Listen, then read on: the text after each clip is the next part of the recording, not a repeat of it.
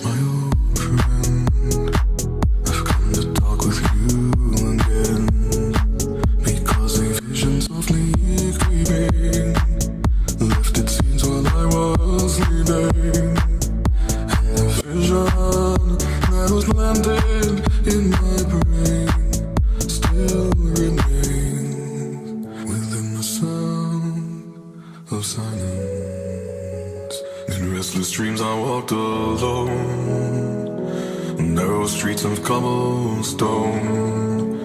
'Neath the halo of a street lamp, I turned my collar to the cold and damp. When my eyes were stabbed by the flash of a neon light that split the night and touched the sound of silence. And in the naked light I saw 10,000 people maybe,